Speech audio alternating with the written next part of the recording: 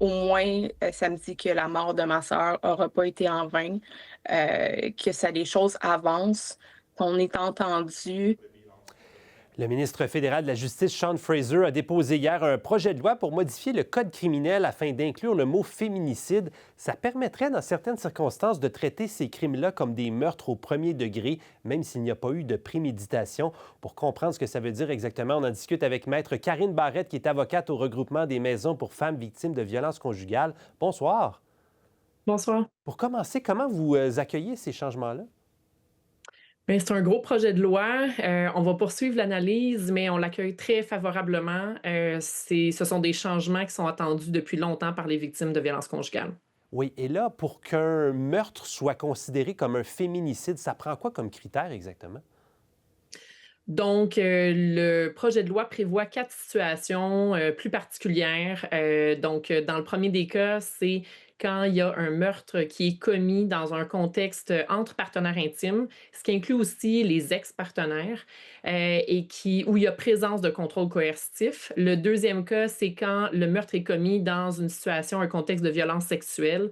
Le troisième, c'est quand, on se trouve dans un contexte de traite de personnes, donc d'exploitation sexuelle. Et finalement, le quatrième, c'est en matière de crimes haineux, donc qui peuvent être notamment motivés par le sexe, mais aussi d'autres motifs comme la religion, l'origine ethnique, l'expression de genre. Donc voilà, ce sont les 4 principaux là, qui apparaissent dans le projet de loi. Donc, ce ne sont pas évidemment tous les meurtres de femmes qui sont considérés des féminicides, mais si on répond à un de ces critères-là, ça peut vouloir dire qu'automatiquement, ce sera un meurtre premier degré, c'est ça?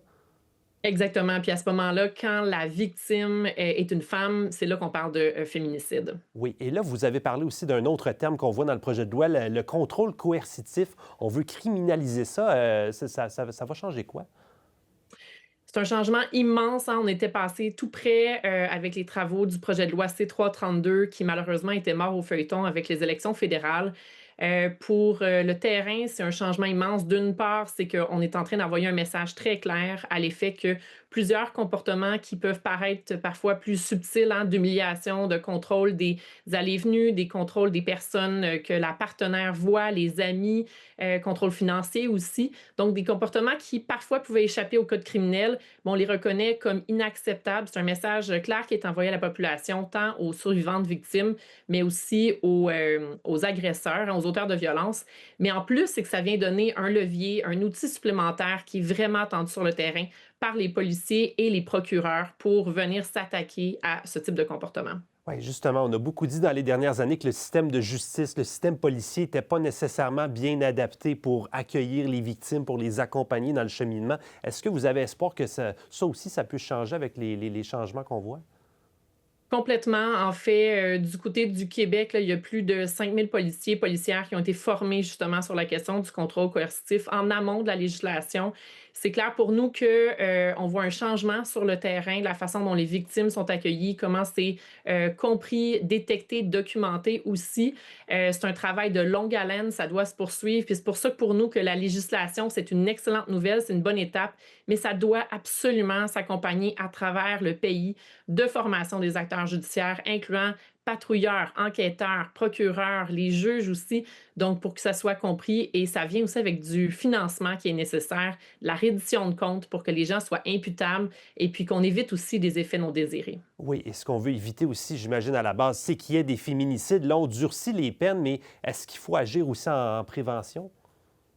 Tout à fait. En fait, pour nous, la criminalisation du contrôle coercitif, c'est une étape en prévention, hein. Donc, heureusement, ce ne sont pas tous les scénarios de violence conjugale qui vont arriver au féminicide.